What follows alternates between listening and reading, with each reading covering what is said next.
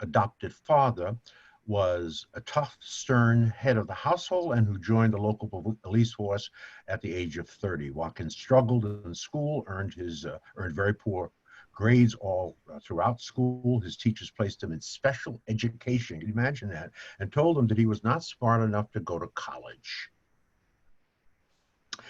When I look back, and I'm quoting him, on those years as a black boy in a racist state like Kentucky, I get angry, says Watkins. I almost lost the future that God had in store for me. In high school, Watkins was captain of his track team. He also had a job working for Taco Bell along with other fast food restaurants. That sounds familiar. In his teenage years, they were tough. His father was a good provider, but very tough, leading him to feel abandoned and unloved. His uncle, 8 years his senior, was regularly sent to prison, which only added to his feelings of abandonment. He went on to University of Kentucky. He was honored as the freshman of the year, the sophomore of the year. He got numerous scholarships. And he finished with a triple major in finance, economics, and business management. He was selected as the Wall Street Journal Outstanding Graduating Senior in Finance and went on to begin pursuing a PhD at Indiana University and then finished up at Ohio State University with his PhD in finance. His first academic position was at Syracuse University, and that's where I met Dr. Boyce Watkins at Syracuse University. I was lucky enough to be a guest speaker. I believe it was for the Black Student Union.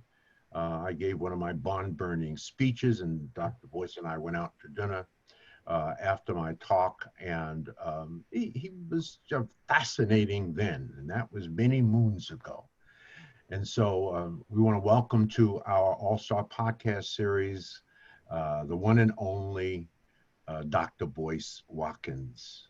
Dr. Boyce Watkins, God bless you. Thank you for helping us out and putting us live on your YouTube page. We really appreciate that. For some reason, we had, again, for the second time, some issues with my Facebook Live page, but we're recording this and we will push it out on our Facebook Live page right after this.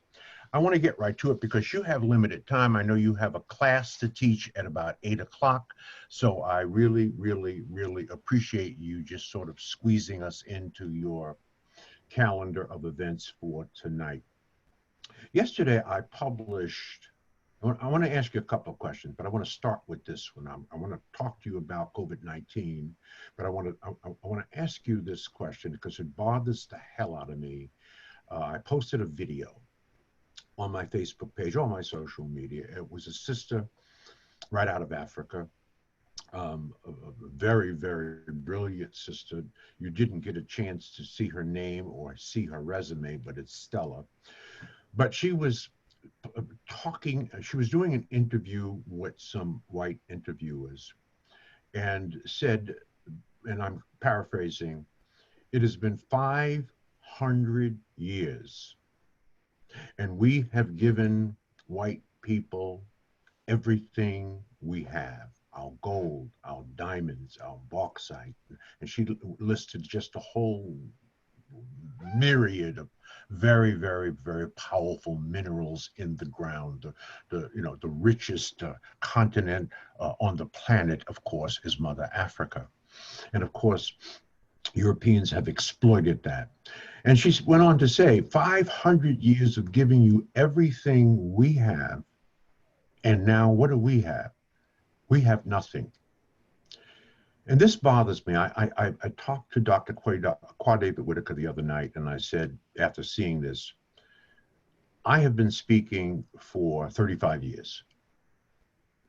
I've done 2,500 speeches. I've crisscrossed the globe. I've been to Africa 31 times.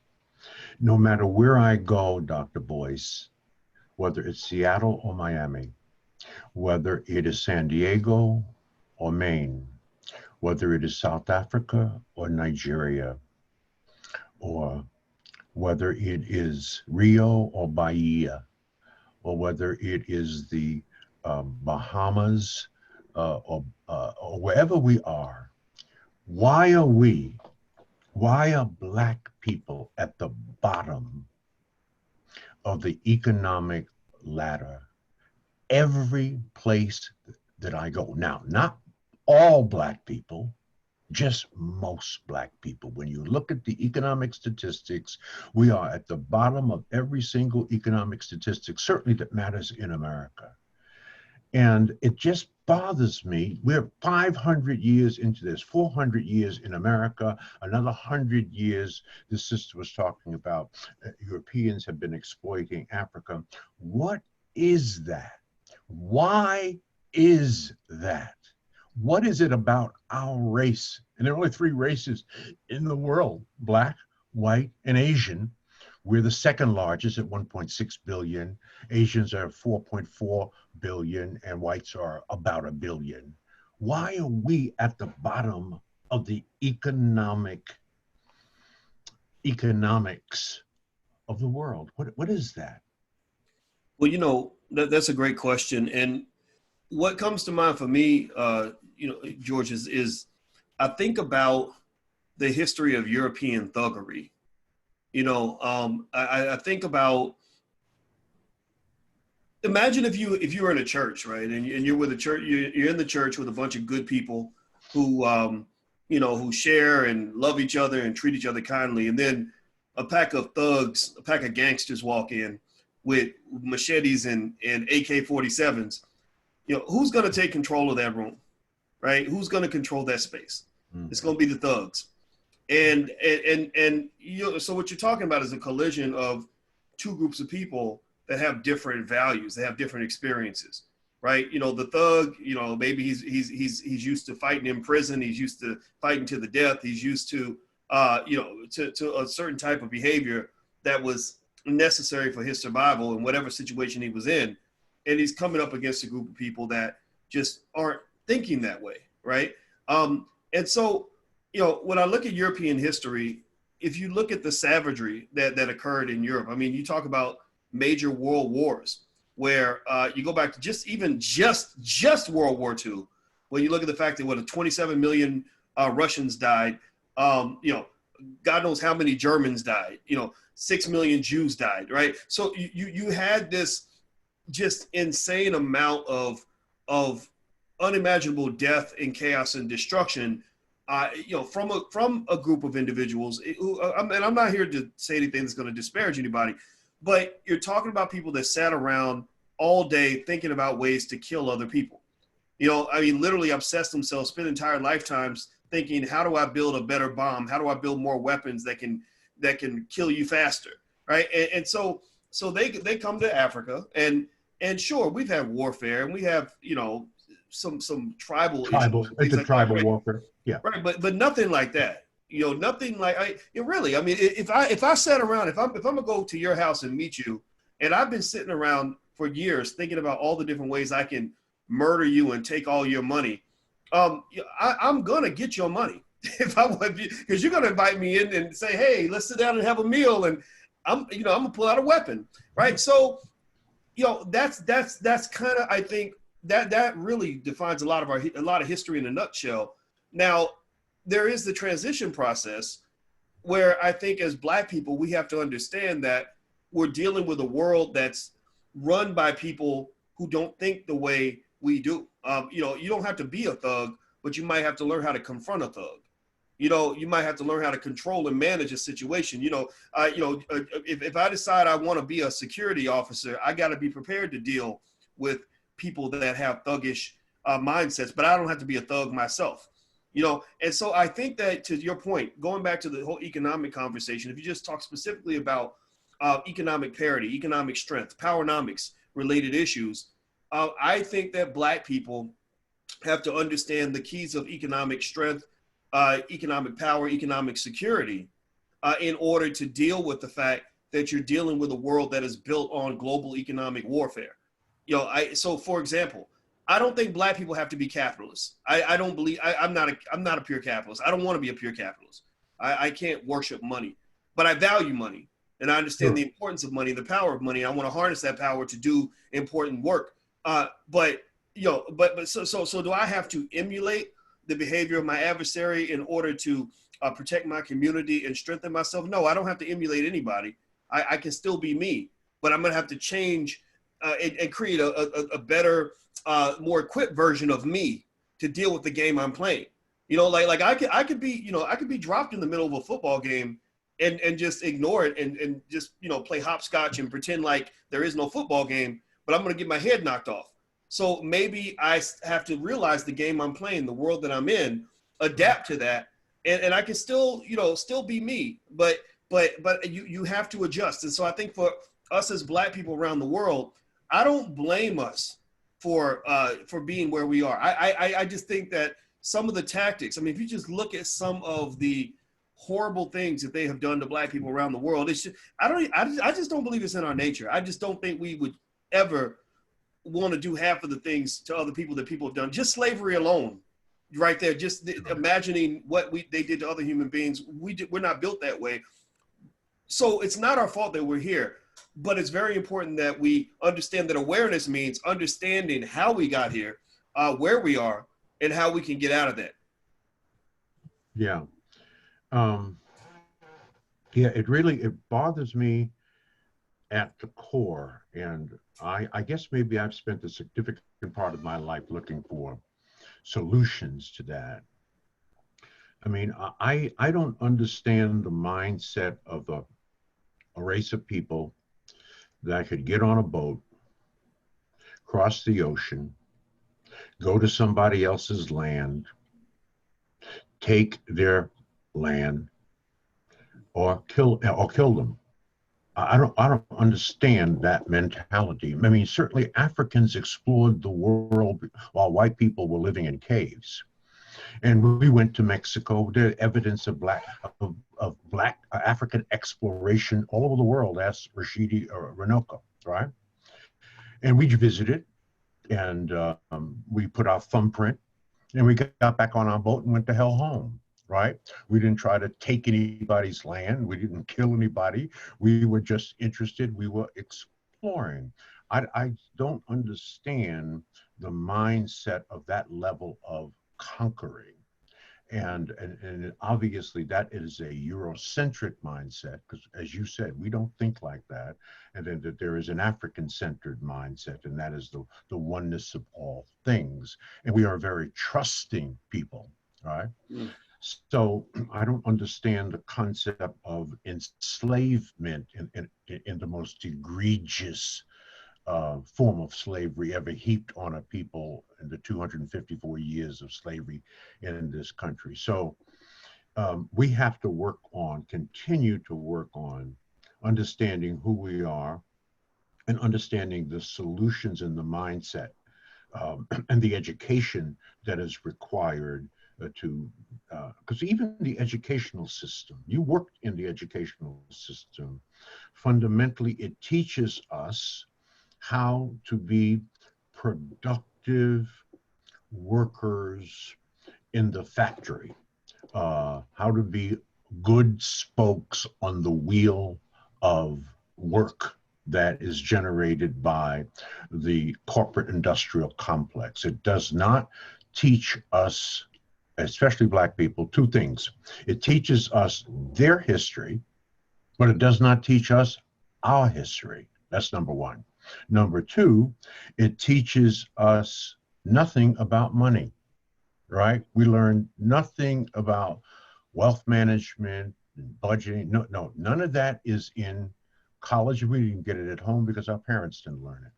So it is a very, very, very disturbing and deep problem that we have to address, because I've been saying this now, that until Black America puts Black America first, Black America will always be last. And we have always been last. And we're 500 years into it. And I think we have to fix that.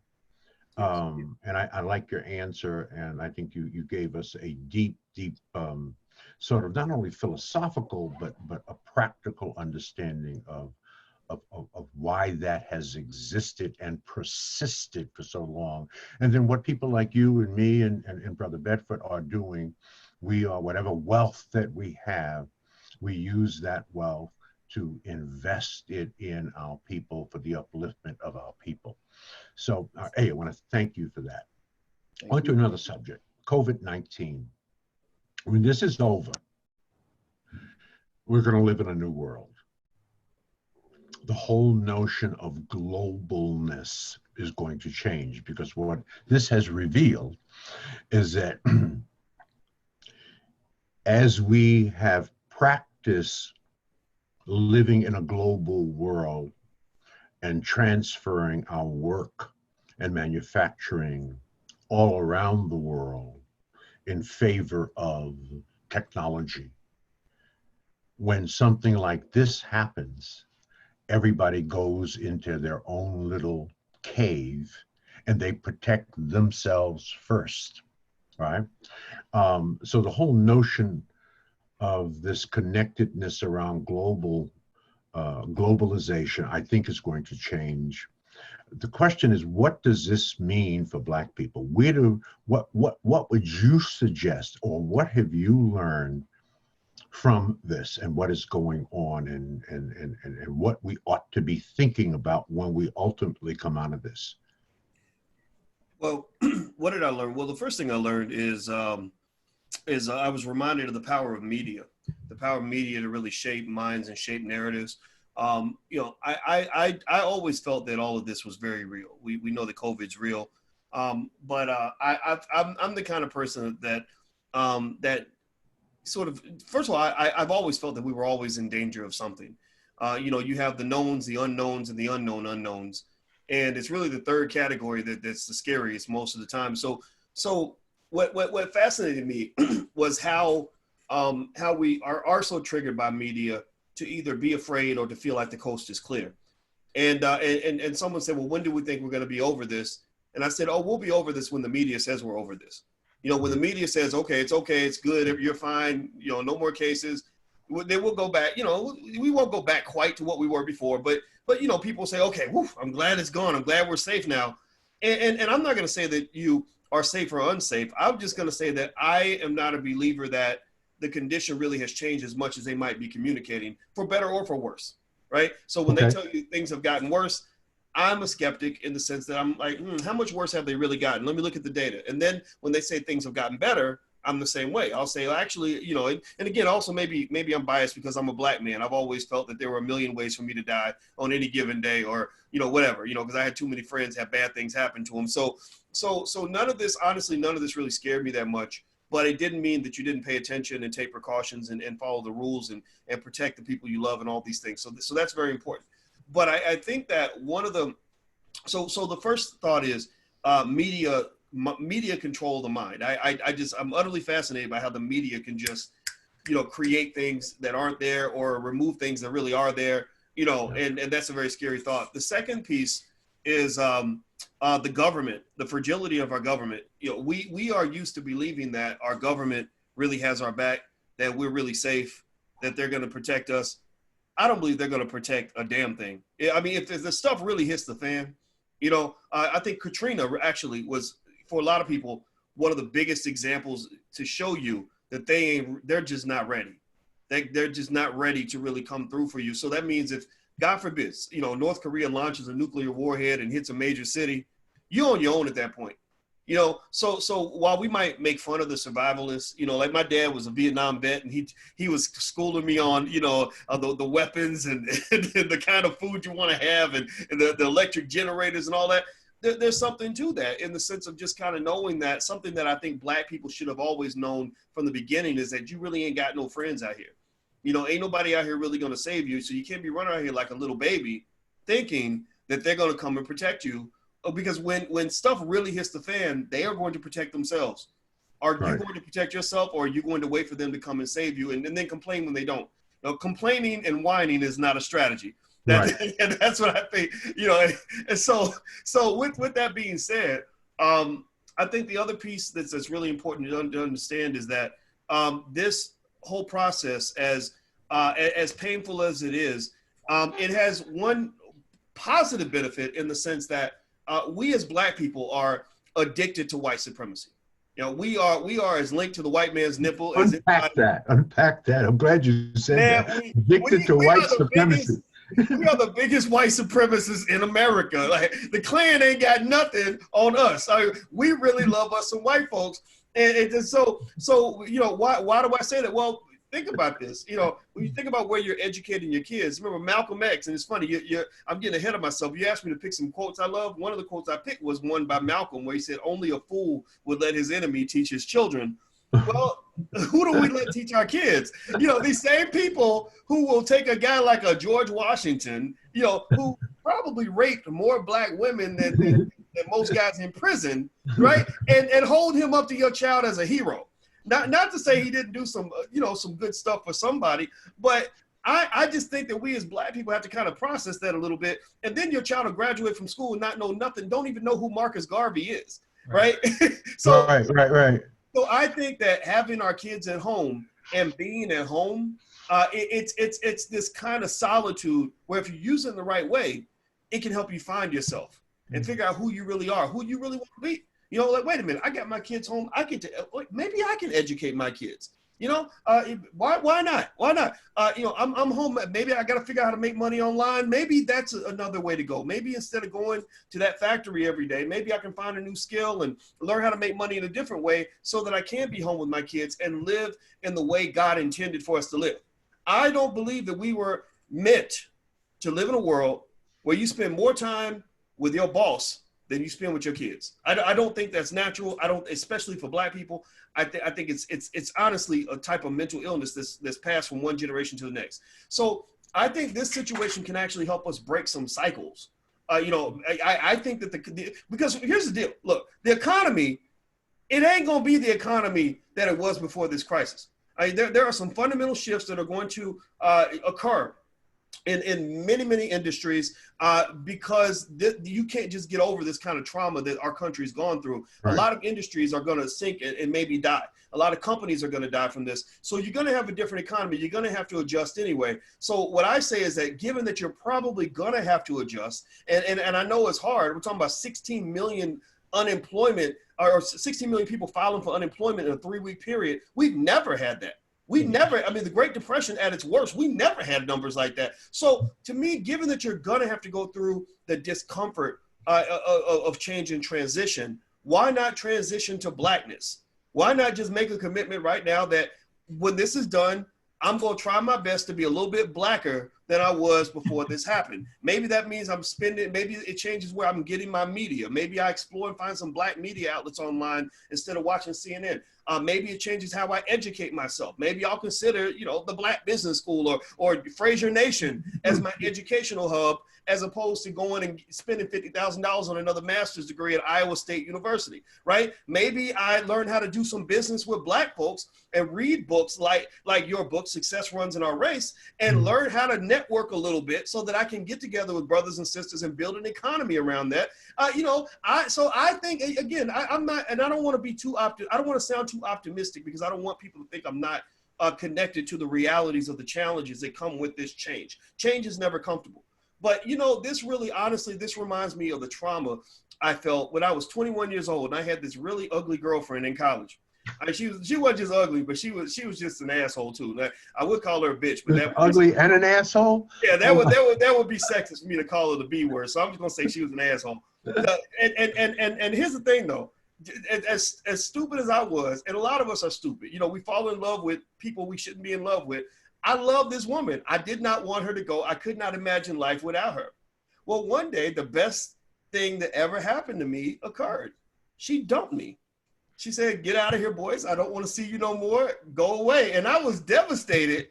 You know, it was terrible. But within about 6 weeks, I started meeting prettier girls.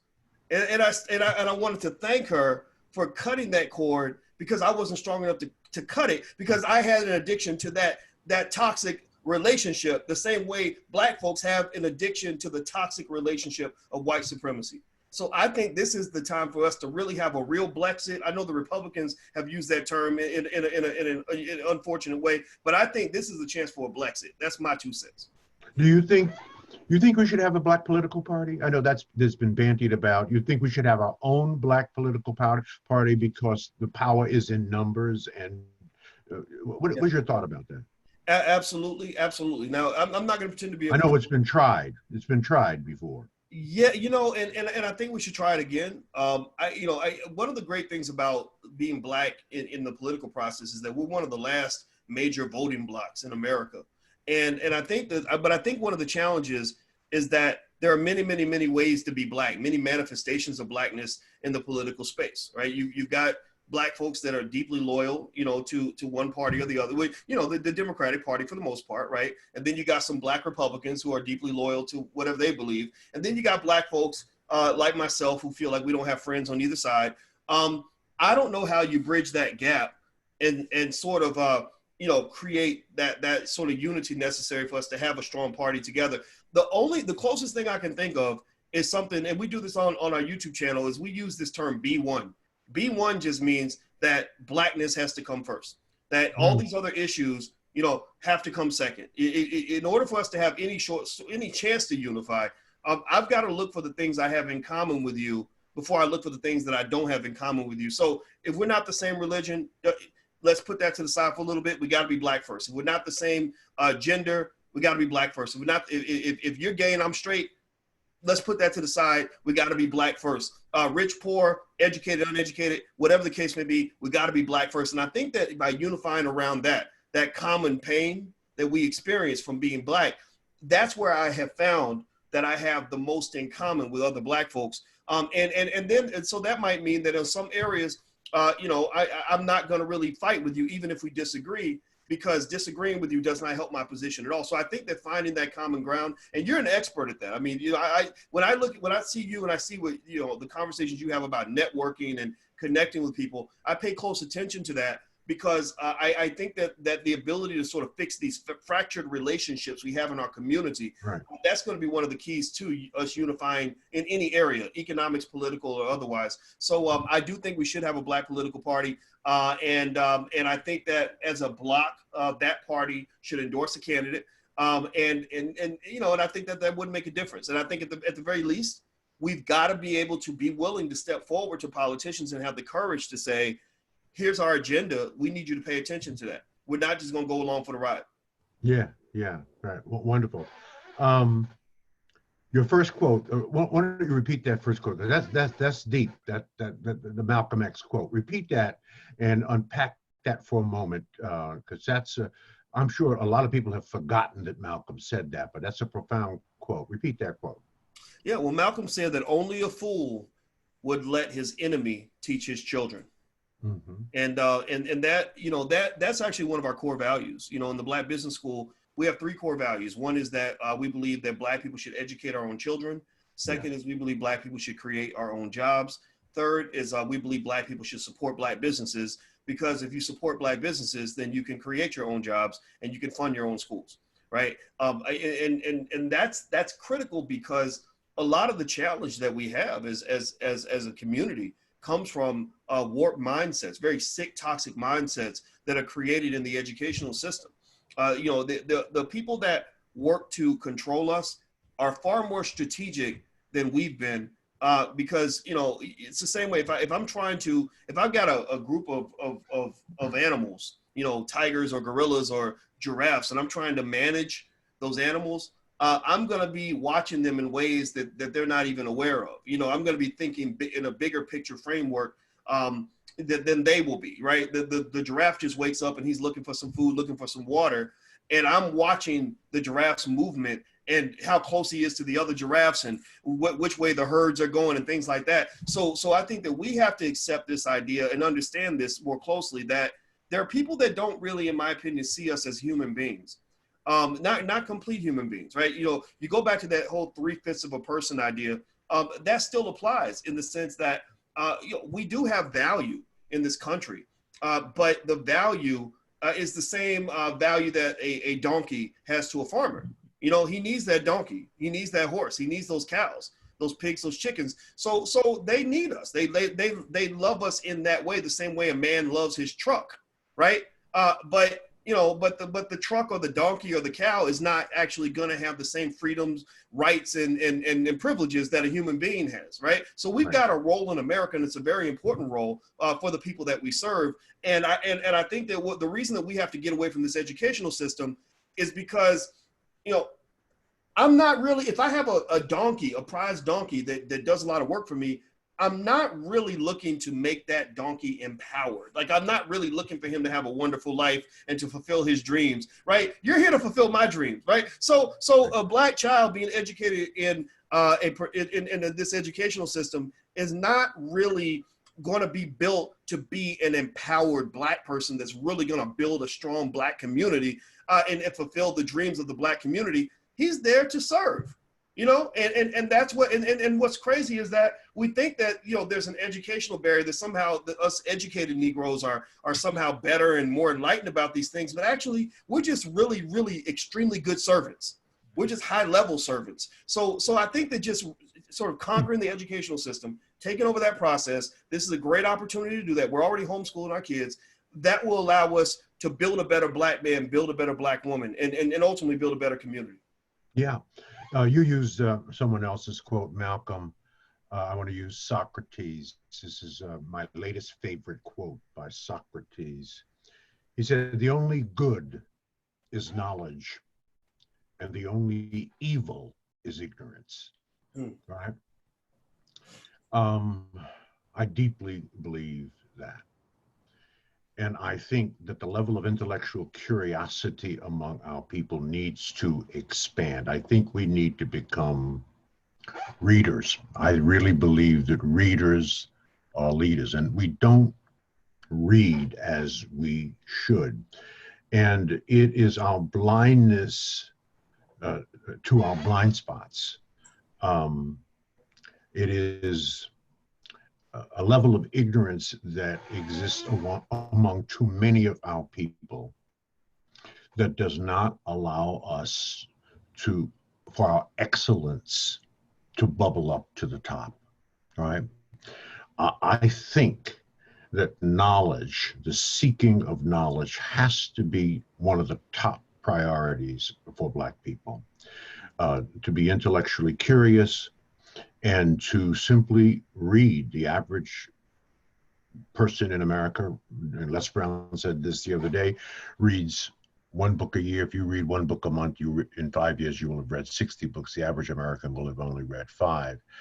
I think it's a pretty easy formula. And why we don't read more puzzles me.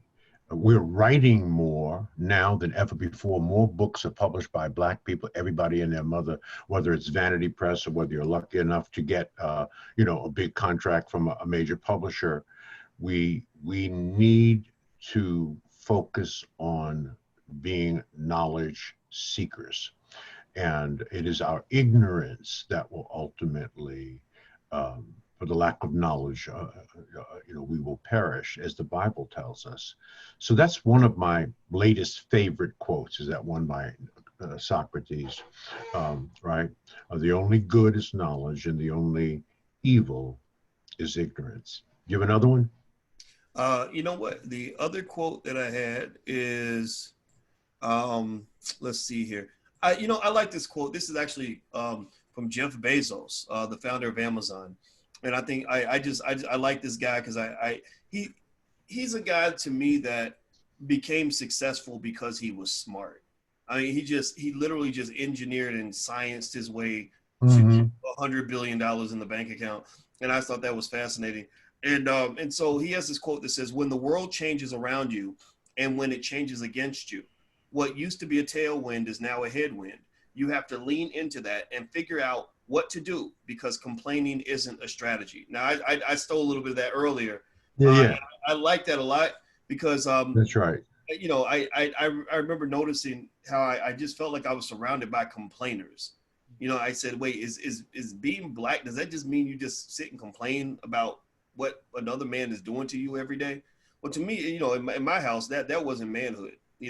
My father was not a person that's going to complain about you too long. Eventually he's going to deal with you, and so to me, I felt that, I think it's very important for us to highlight the challenges that lie in front of us, but then there's a point where you have to solve the damn problem.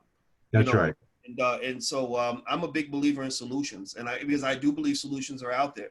But the hard part about solutions, and the reason, because I couldn't understand why there would be some people that would just get mad. They would just get angry if you presented a solution. I'd be like, why are people mad? I didn't say anything negative to you. Why are you mad at me? Because I believe that we are powerful enough and capable enough to solve our own problem.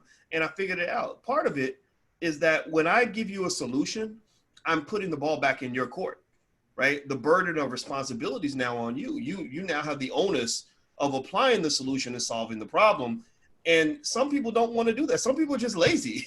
They're like, look, if I just have an excuse, then I can use that excuse like a get out of jail free card in every situation where I don't want to do the work, right? If I'm given an excuse, like I'm a man that doesn't want to take care of my kids anyway, and you say, well, of course you can't take care of your kids. You're a black man, and it's hard for a black man to get enough money to pay child support. Then maybe I carry that excuse card with me, and I will use it wherever the card is accepted, right?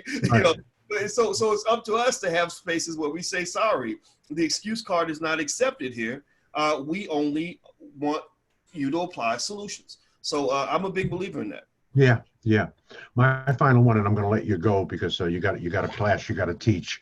I wrote this many years ago. It's in Success Runs in Our Race, and it says, when climbing the ladder of success, be careful who toes you step on today, because they may be connected to the ass you may need to kiss tomorrow. That should be self-explanatory, right? So yes. A few what I call 15-second answers. All right. If you were to die and come back as a person or thing, what do you think it would be? Oh man, a lion. There you go. I like that. I wear a lion on my neck. There you go. Yeah, I love it. You ain't gonna oppress a lion ever. Yes. Ever. What is your most treasured possession? My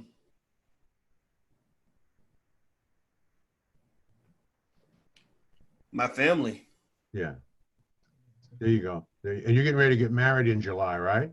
Yes. And I want everybody to know I'm putting him on blast here. I begged him to get married at the Power Networking Conference because he's getting married that week. But his wife had better sense than that. And I understand. Okay. Where would you love to live? Somewhere warm. My brother lives in Medellin, Colombia. That's a pretty wonderful place.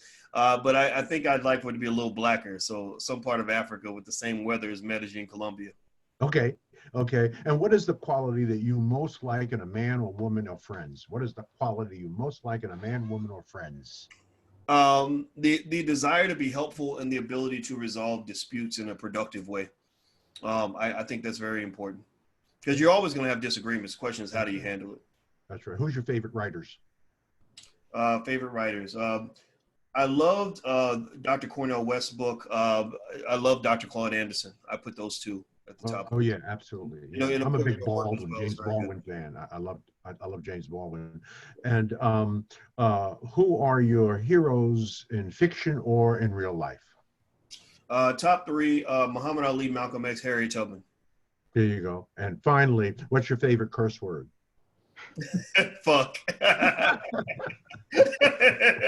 Well, we'll end on that note. All right. Well, God bless you, man. Thank you so much for being here. And we'll push this out. We'll let people know it's on your YouTube page, but we'll also push it out on our live page as well. You've been a gentleman and a scholar, man, and I love you. And let's stay connected. And we'll see you at the Power Networking Conference. He's going to squeeeze a day in there for us, brothers. He's one of our featured speakers at the conference coming up in July. So God bless you. We'll see you at the conference. All right, brothers. Have a good evening. You can go on. All right. Handle your business. Yes, sir. Right. Thank you.